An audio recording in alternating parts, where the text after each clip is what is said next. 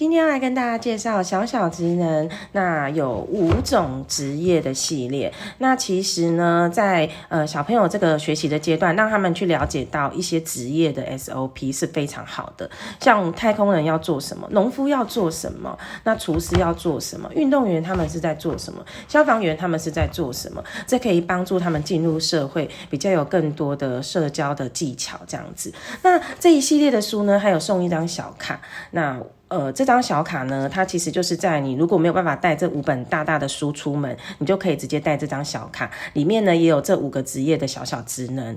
比较特别的是呢，这个书并不是这么简单哦，它并不是只有国语，它还有台语、客语跟澳语。那你只要去点击的话，你想要听哪一种语言就可以做播放。所以说，如果你没有要带这么多书出门，你就直接带这张小卡出门，就是方便你携带的。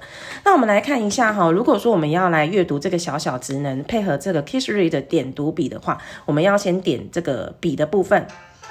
那就开始小小职能啦。小小职人，国、台、客、粤4语互动翻翻书。没错。如果我们点上面的这个它的标题的话，它就会开始念整本哦，然后我们就可以跟着看。该起床了，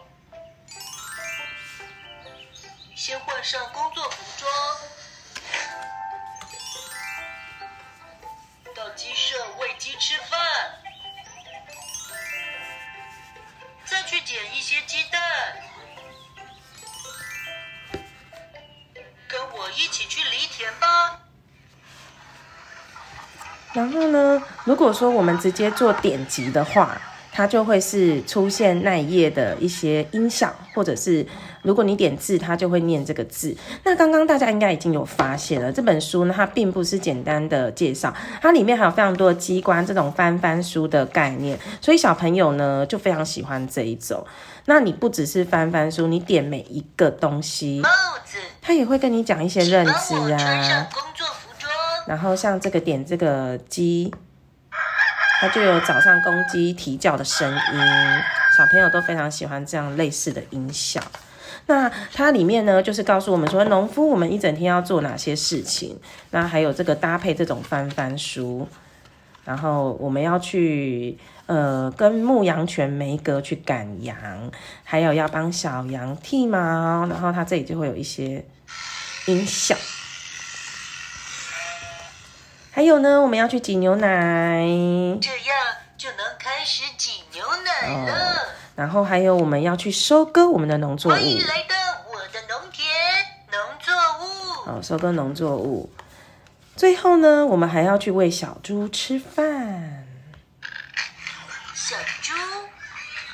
然后好忙的一天完成了。小职能呢就是很忙，所以他每一本最后呢都会有说好忙的一天。那我们即将要上床睡觉咯。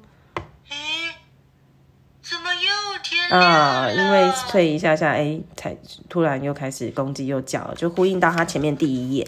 那他其实每一本都是蛮类似的，可是他就是5种职能就有不一样的工作。那我觉得他对于小孩了解到每一个职业的一个状况是非常的有趣，而且他这个翻翻书，孩子可以玩很久。那好忙的厨师也是蛮可爱的，就是早上呢9点你就要起床啊，然后开始像你看他这个切红萝卜，它都有声音，对。然后呢，还有这个酱料盐巴要加进去的声音，对。然后呢，还有这个搅拌也有声音，对。然后把松饼这样子，平底锅，小心别弄掉啦。还有最后很好笑，就是他厨师自己要回家了，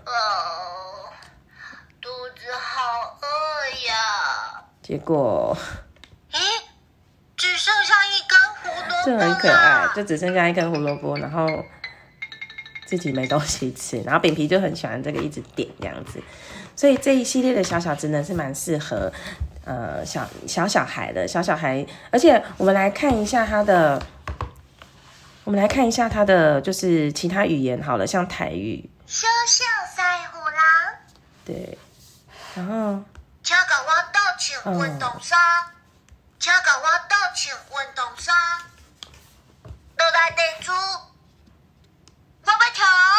有跳高，还有音效。运动真少，身躯先震动一下，才袂受伤哦。暖身。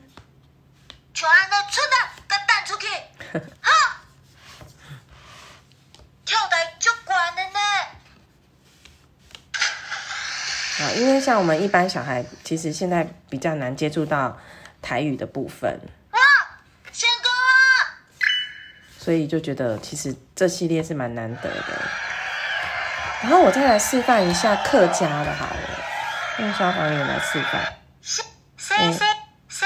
正耶，客家的哈。小房间啦，都准备好势嘛？好势嘞，我哋出发了，水凉带。一下做啲老虎大雾咧，老师咩会比啦？对苏蛋糕叫下来，行好呐，对是得变嘅啦。最后哈，又爱出发嘞！很可爱的书。好，介绍到这边。